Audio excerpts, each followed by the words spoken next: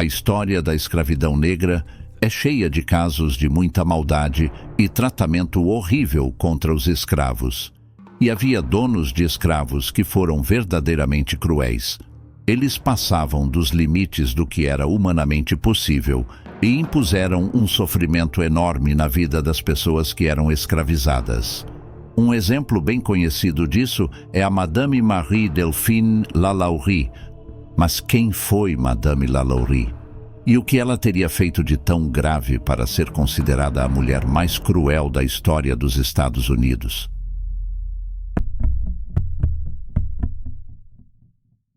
Em 1775, nos Estados Unidos, a escravidão era uma prática enraizada na sociedade.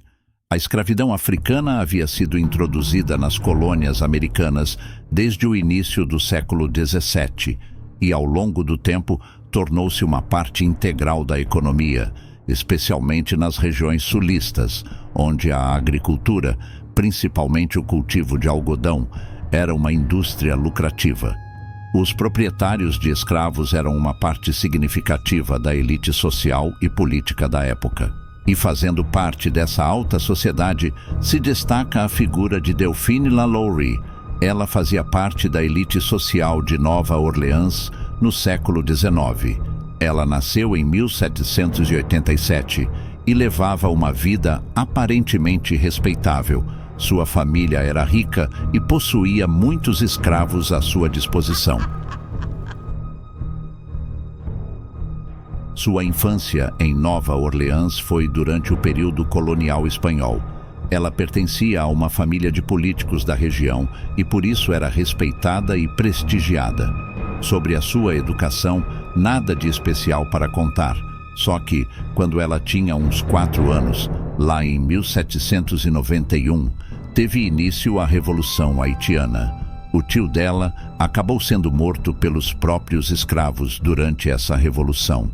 Depois disso, os donos de escravos ficaram ainda mais brutais com os escravos, na esperança de evitar revoltas futuras.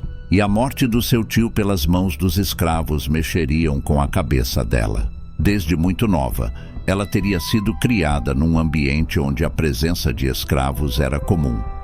A sua visão sobre eles teria sido moldada pelo tratamento que receberam, tanto da sua família quanto da sociedade em geral.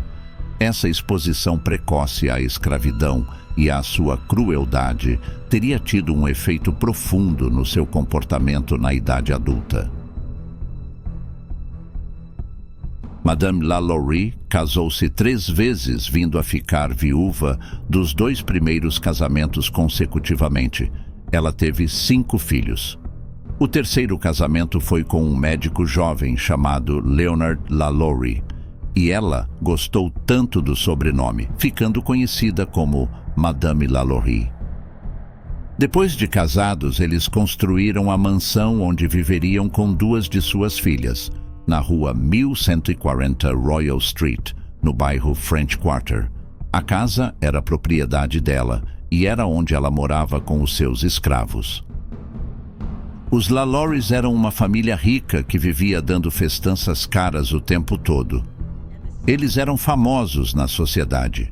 A Madame era uma socialite e um monte de mulheres queriam ser iguais a ela. Ela era simpática e toda educada. O que ninguém tinha ideia era do que rolava escondido lá dentro da mansão. Madame Lalaurie e Leonard começaram a ter problemas no casamento, passando a viver separados, mesmo morando na mesma mansão. E foi nessa mansão que o pessoal começou a perceber que vários dos escravos da Madame Lalaurie sumiram sem mais nem menos.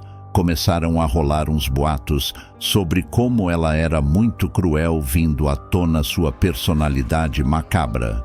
Mesmo que os escravos fossem geralmente tratados como gente de segunda categoria naquela época, tinha umas regras que proibiam tratamento violento contra os escravos.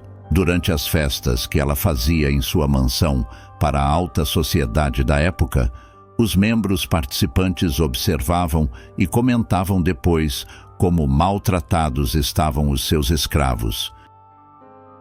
Muitos questionavam que depois de 3 casamentos que deram errado, ela viria a enlouquecer, até descobrirem o que ela fazia com os escravos.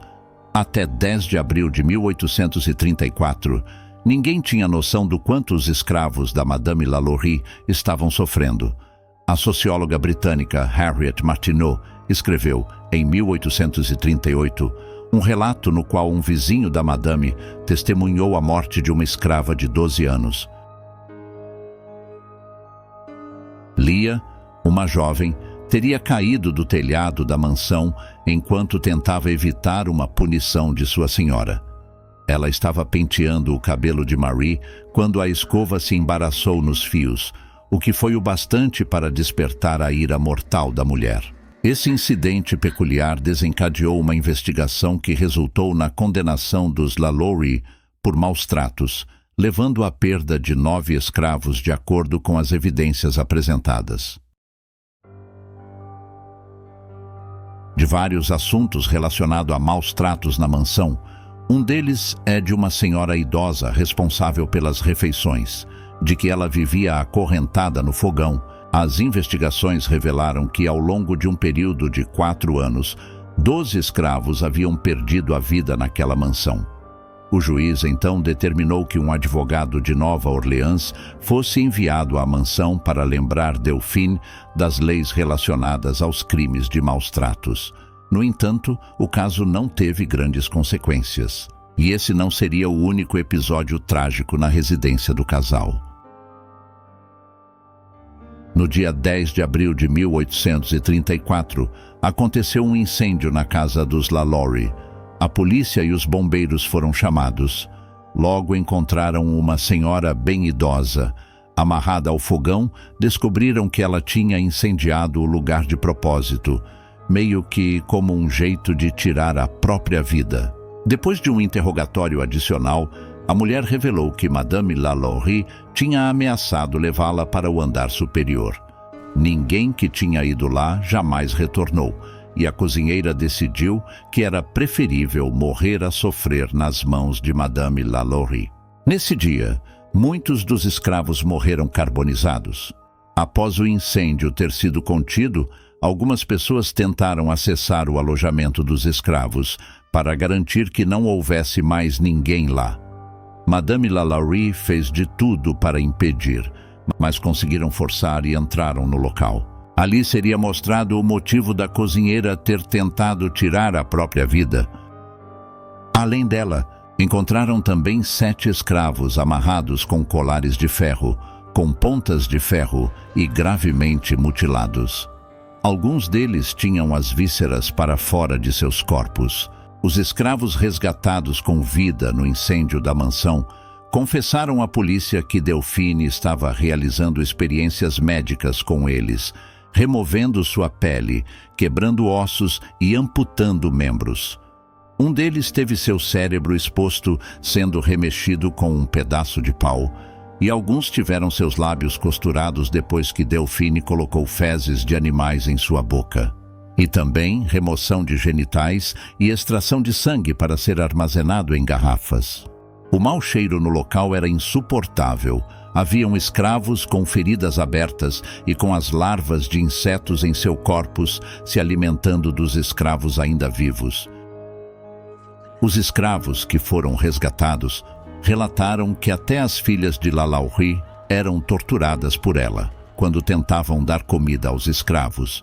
O juiz Jean-François Canonge, uma das pessoas que presenciaram o horror, disse que havia uma velha negra que tinha uma ferida profunda em sua cabeça e estava muito fraca para poder andar. A propriedade foi escavada nos dias seguintes e diversas sepulturas contendo ossos de vários outros corpos foram encontradas sob a casa, em Nova Orleans. Quando as torturas e assassinatos da Madame se espalharam, uma multidão se reuniu para destruir a casa em Nova Orleans. No momento que as autoridades conseguiram dispersar as pessoas, já não sobrava muita coisa além das paredes do casarão.